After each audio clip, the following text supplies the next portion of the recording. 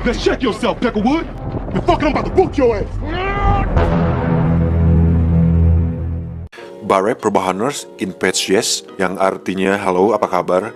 Kali ini saya akan merangkum sebuah film berjudul Shot Caller yang dirilis tahun 2017 dengan rating 7,3 di IMDb. Film ini disutradarai oleh Rick Roman dan dibintangi oleh beberapa aktor yang tidak terlalu terkenal, tetapi alur cerita yang menarik di sini membuat saya tertarik untuk membahasnya. Dan karena nanti sore saya harus berangkat ke London untuk menghadiri acara hitanan anaknya David Beckham, jadi tanpa berlama-lama langsung saja siapkan handsfree, simetriskan posisi rebahan. Selamat menonton dan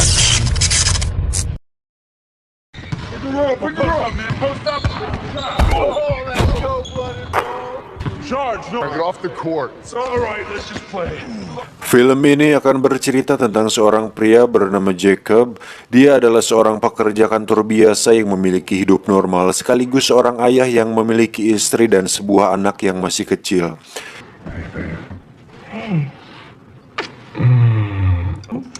I just showered in love, like. Wait. What did I do? It's just, Suatu hari saat dirinya pulang dari sebuah pesta bersama rekan dan istrinya, tak diduga terjadi kecelakaan yang mengakibatkan rekan dan istrinya tersebut meninggal. Untuk itu, Jacob dijatuhi hukuman 7 tahun penjara. Yeah, that's right, partner. Alright. I need the light! What?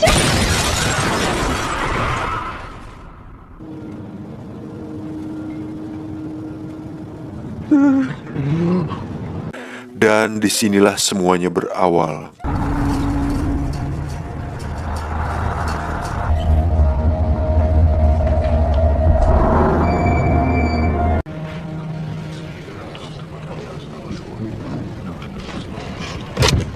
I'm responsible.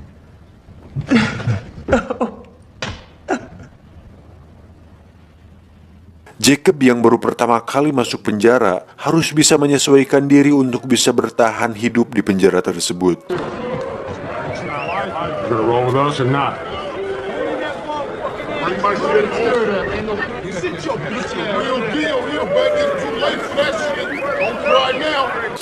Terlihat ada seorang pria kulit hitam yang lugu dan terlihat lemah.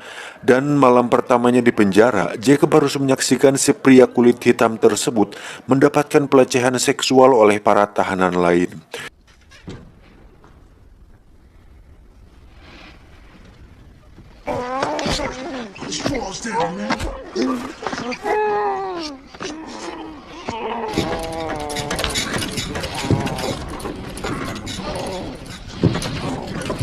Di situ Jacob sadar bahwa untuk bertahan hidup di penjara, dirinya harus terlihat kuat dan punya keberanian di sana. Untuk itu, Jacob pun melakukan perkelahian dengan salah satu anggota geng di sana, sehingga dirinya harus mendekam di ruang isolasi selama 30 hari.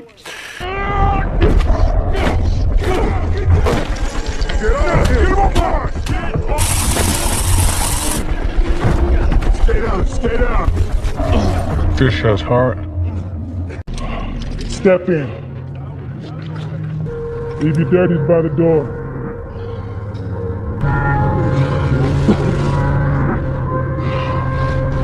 Ketika bebas, salah satu kelompok gangster di penjara itu pun tertarik pada Jacob dan merekrutnya sebagai salah satu anggota dari mereka.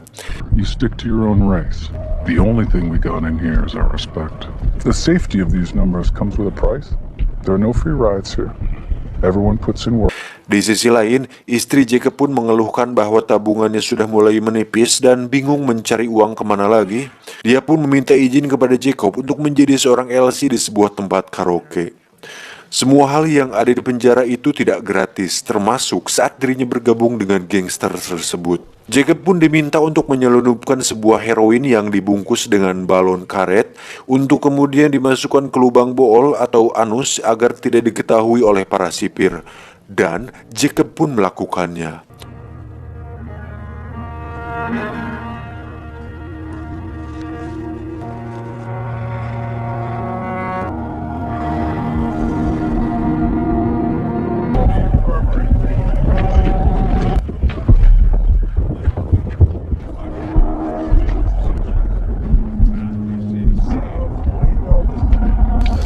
No loitering, Jenkins. Let's go. Keep good hygiene, sir.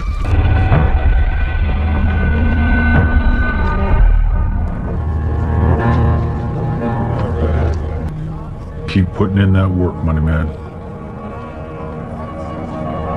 Tidak cukup sampai situ, jika Jacob ingin benar-benar masuk lebih dalam ke kelompok gangster tersebut, Jacob harus membunuh seorang tahanan dari geng lain di sana. Di sini, barulah Jacob harus berpikir berulang kali untuk melakukannya.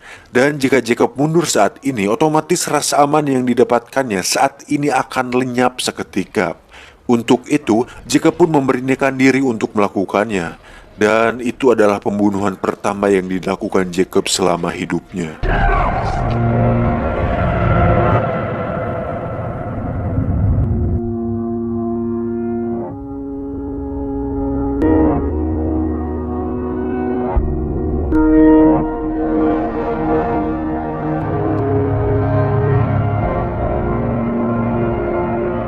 Beberapa tahun berlalu, kini Jacob sudah terlihat berbeda dengan kumis dan rambut layaknya gangster sungguhan. Pria ini bernama Shotgun. Pada adegan ini, Jacob diberitahu oleh Shotgun bahwa ada seorang pria bernama Herman Gonzalez yang merupakan salah satu orang yang paling berpengaruh di sini dan di luar gangster ini. Suatu hari terjadi sebuah kerusuhan antar geng di mana Jacob terpaksa ikut di situ.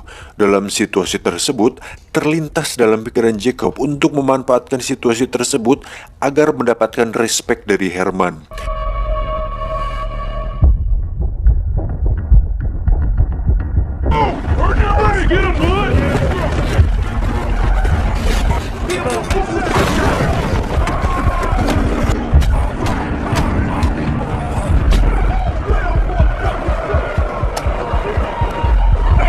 Saat salah seorang tahanan akan menyerang Herman, Jacob langsung mengejarnya dan berhasil membunuh tahanan tersebut, sehingga Herman merasa berhutang budi padanya.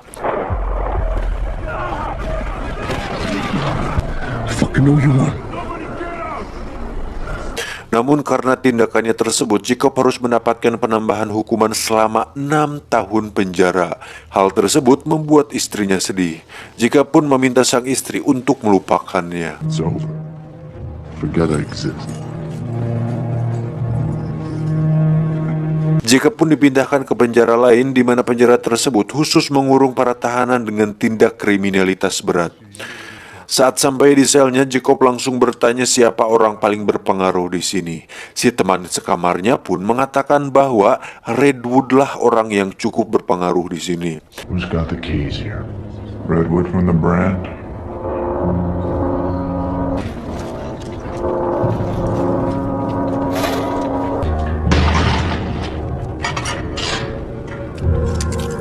Setelah saling bertatap muka, mereka pun melakukan percakapan dan Redwood mengatakan bahwa dia bukanlah penguasa sebenarnya di dunia gangster karena hanya ada satu pemimpin tertinggi yang bernama The Beast.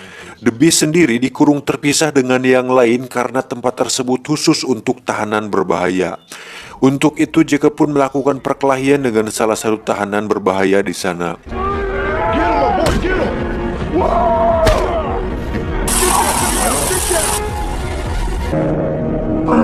Hey.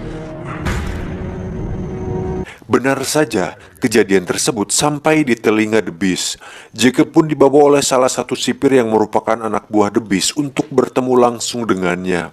Sedikit penjelasan tentang The Beast, dia merupakan pemimpin tertinggi dari sebuah gangster paling berbahaya di dunia. Walaupun dia berada di penjara, The Beast masih bisa mengendalikan keadaan di luar dan begitu pun di dalam penjara. Contohnya sipir yang bernama Robert ini. Dia menerima setoran setiap bulan dengan menjadi tangan kanan dari The Beast, dan hal itu membuat The Beast merupakan salah satu orang paling berbahaya di sana. Dengan masuknya Jacob di lingkaran ini membuatnya harus menuruti semua perintah dari The Beast, dan Jacob resmi menjadi tangan kanan The Beast sekarang. Welcome to the family, brother. Beberapa tahun berlalu, Jacob pun mendapat pengurangan masa tahanan sehingga beberapa hari lagi dia akan bebas dari penjara. Itu membuat Jacob lega karena akhirnya dia bisa mengakhiri semua mimpi buruk ini. Tapi ternyata tidak semudah itu kawan, karena The Beast memberikan tugas kepada Jacob untuk mengurus bisnisnya di luar sana. Jacob yang menolak pun dipaksa untuk mau karena The Beast mengancam keselamatan anak dan istrinya jika dia menolak. Untuk itu Jacob pun mau tidak mau terpaksa harus menurutinya. Think of your family in this decision. Excuse me. Did I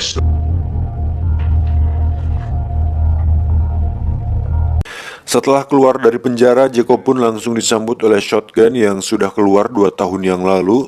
Dia pun mengajak Jacob ke sebuah pesta untuk menyambut kedatangannya. Tapi tiba-tiba terjadi penembakan di pesta tersebut yang sepertinya ditujukan kepada Jacob. Entah siapa yang menyuruhnya, tapi kita akan tahu nanti. Esoknya Jacob langsung menemui Herman Gonzalez yang merupakan pria yang pernah ditolong oleh Jacob waktu di penjara. Tujuan Jacob datang ke sini adalah untuk berbisnis senjata sesuai dengan perintah dari The Beast. Dengan semua tindakan Jacob waktu di penjara membuatnya mendapatkan kepercayaan dari semua orang yang berpengaruh di lingkaran ini.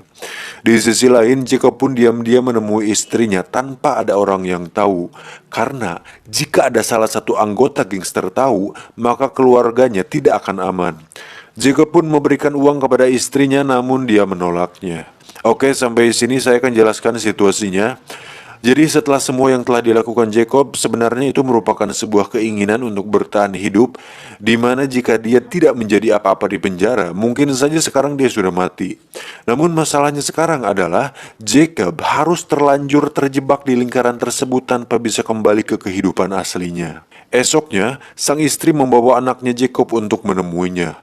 Anak Jacob yang sudah besar pun mengungkapkan kekecewaannya kepada Jacob karena tidak pernah memberinya kabar selama ini. Yang padahal Jacob melakukan itu hanya untuk melindungi mereka berdua. You, your mom, are on your own trajectory now. I get why you pushed us away. It was to protect us. Let us help you get back on your feet.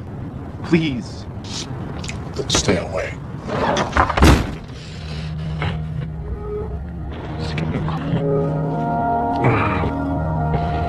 Tak bisa tinggal diam, Jacob pun memutuskan untuk membuat sebuah rencana demi mengakhiri ini semua.